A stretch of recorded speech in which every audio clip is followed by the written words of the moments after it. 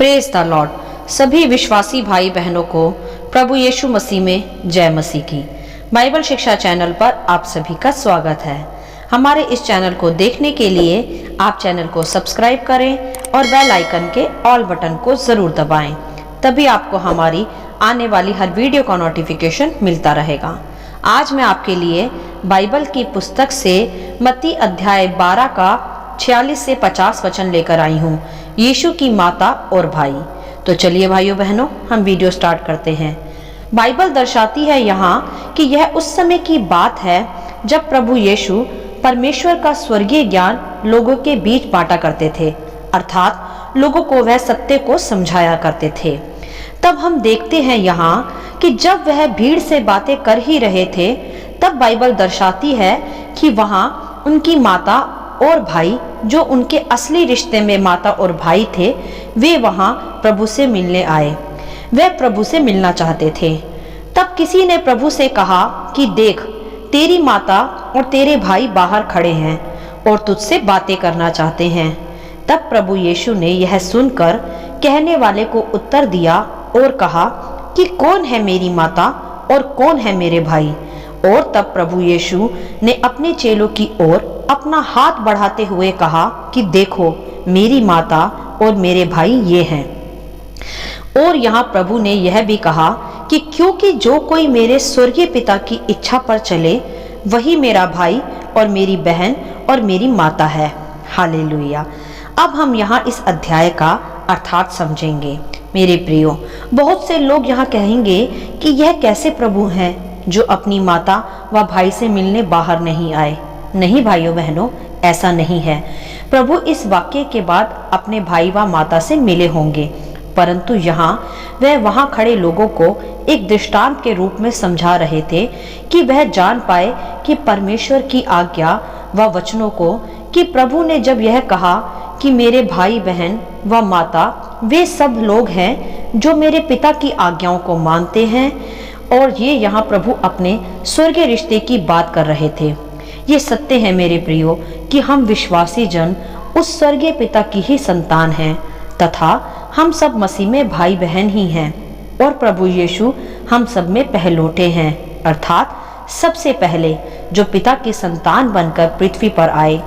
और जब प्रभु ने पृथ्वी पर परमेश्वर पिता का सच्चा ज्ञान फैलाया और जिन जिन लोगों ने उसे अपनाया, उसके नाम पर विश्वास किया, उसमें बपतिस्मा लेकर नया जन्म प्राप्त किया, वह सब एक पिता की संतान कहलाए और सब प्रभु यीशु के भाई कहलाए। बाइबल में कई स्थानों पर हम देख सकते हैं कि प्रभु यीशु अपने चेलों को भी अपना मित्र और अपना भाई ही कहते थे, क्योंकि वे जानते थे कि जो उनके द्वारा बताए पिता के ज्ञान को स्वीकार करते हैं, उसे ही अपना पिता परमेश्वर स्वीकार कर वे सब उनके भाई तथा मित्र समान ही है। यीशु ने कभी भी खुद को बड़ा या उनको छोटा नहीं किया, वरन प्रभु ने अपने चेलों को भाई समान ही दर्जा दिया।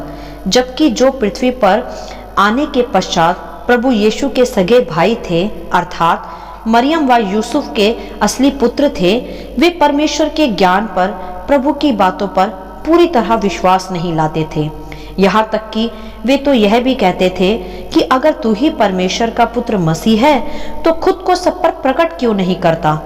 परंतु जब तक प्रभु के अनुसार प्रभु का समय नहीं आया था।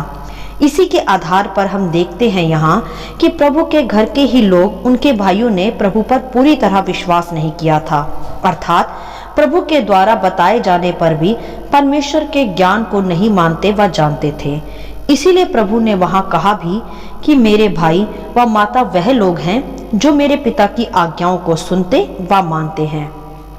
यहाँ प्रभु स्वर्गीय पिता की एक संतान होने के विषय समझा रहे थे। हालांकि यह भी सत्य है कि प्रभु के भाइयों ने बाद में आगे चलकर प्रभु पर पूरी तरह विश्वास भी किया था। मेरे प्रियो, हम यहाँ यह सीखते हैं इस अध्याय से कि जो भाई बहन प्रभु यीशु के बताए हुए मार्गों पर चलता है, उसे ही अपना एकमात्र उद्धारकर्ता स्वीकार करता है, वही प्रभु की दृष्टि में उसके भाई बहन कहलाते हैं। और वह स्वर्ग में पिता के राज्य में एक परिवार सहित एक परिवार की ही तरह एक साथ प्रवेश करते हैं। प्रभु की सारी बातें तथा सारा ज्ञान स्वर्ग के राज्य के प्रति ही होता था। वह पृथ्वी पर भी स्वर्ग के राज्य की ही स्थापना करने आए थे। इसीलिए इस अध्याय तथा वचनों में भी प्रभु ने स्वर्गीय भाई बहन व माता होने का ही अभिप्राय समझाया। मेरे प्रियो, पृथ्वी पर तो हमारे रिश्ते नाम मात्र के ही हैं, जो इस शरीर की समाप्ति के बाद यहीं समाप्त हो जाएंगे, जो आप सब भली प्रकार जानते भी हैं। परंतु हर वह रिश्ता, चाहे वह भाई का हो, बहन का हो, माता पिता का हो या पति पत्नी का हो, हर एक रिश्ता जो प्रभु के बताए मार्गों पर चलकर उसकी आज्ञाओं में जीवन बिताकर जिया जाता है, वह रिश्ता प्रभु यीशु के साथ स्वर्ग के बाद भी होगा। अर्थात स्वर्ग में हम हर उस मनुष्य को देखेंगे जो प्रभु यीशु को अपनाकर व स्वीकार कर उसकी आज्ञाओं पर चलते हैं। फिर चाहे वह कोई हमारा सगा वाला हो या केवल कलीसिया मात्र में मिलने वाले लोग हों, वह मनुष्य हमें स्वर्गीय पिता की संतान के रूप में स्वर्ग में भी दोबारा मिलेंगे। अर्थात वहां अनंत काल तक चलने वाला हमारा संबंध होगा, जो कभी समाप्त नहीं होगा, क्योंकि वहां हम सब एक ही परमेश्वर पिता की संतान कहलाएंगे और प्रभु यीशु उन सब में पहलोटे होंगे, अर्थात सबसे बड़ा और पहला पुत्र।